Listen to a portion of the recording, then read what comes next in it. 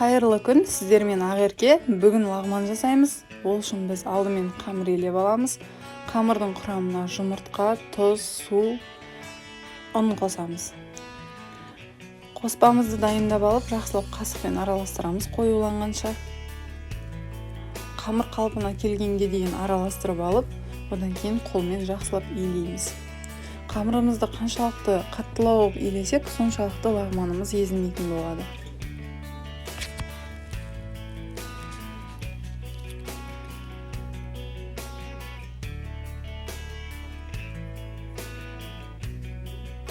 Қамырды қолмен жақсылап илеп болғаннан кейін, оны пакетке салып 15 минутқа қалдырамыз. Ал біз ол аралықта подливамызды дайындаймыз. Алдымен біз оған қосатын барлық ингредиенттерді кубиктап турап аламыз. Ет, сәбіз, картоп, тұрып, капуста, пияз және көкшөптер. Тәтті бұрышта қоссақ болады, өте дәмді болады. Енді қызып тұрған майға етімізді жақсылап қуырып аламыз, қызартып, сосын пиязбен араластырамыз. Үстіне аздап томат қоссаңыздар, ол қып-қызыл өте әдемі болып шығады. Және одан кейін барлық ингредиенттеріміздің барлығын қосамыз. Жақсылап араластырамыз оларды. Азғантай уақыт оларды қуырып алғаннан кейін үстіне су құйып, баяу оттың үстінде қалдырамыз.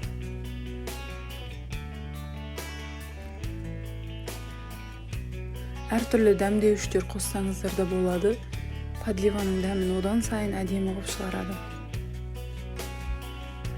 Осылай суға қайнатып аламыз.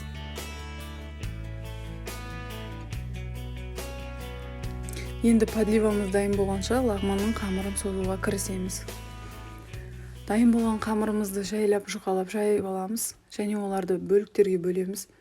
Кескен қамырымызды рет-ретімен қойып шығамыз, себебі солай созуымыз керек. Мінекей бірінші бөлік. Бірінші жайған қамырымызды осылай дөңгелек етіп қойып, үстіне май жағып қоямыз. Екінші рет ортасынан бастап созамыз. Міне осылай созамыз. Шамалы жуандау болады. Бұл қамырларды да ретімен қойып қоямыз.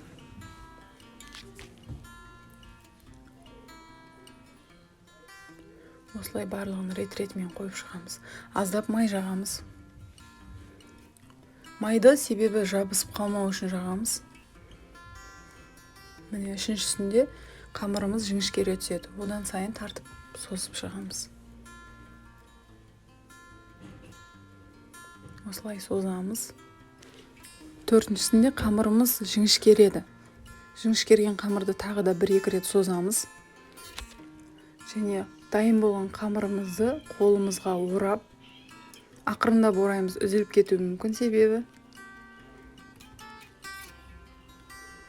Қолымызға осылай орап алып, дастарханның бетіне сілкіп аламыз.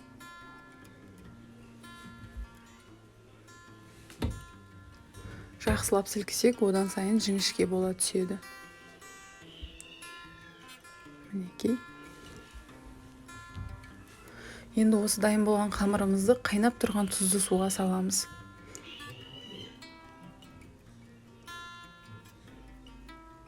Осылай вилкамен ажыратып тұрамыз піскенше, себебі жабысып қалуы мүмкін.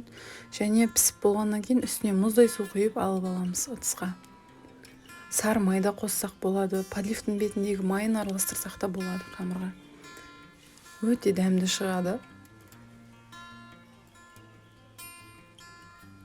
Мінекей лагманымыз дайын, енді ыдыстарға саламыз.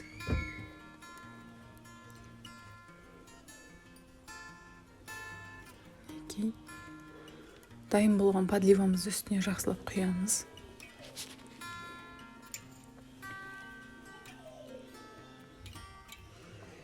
Үйде жасап көрсеңіздер болады, өте оңай және өте тойымды. Барлықтарыңызға кеңес беремін.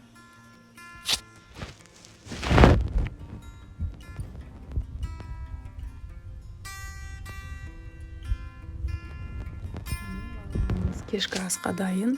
Астарыңыз дәмді болсын. Сіздермен болған Ақерке.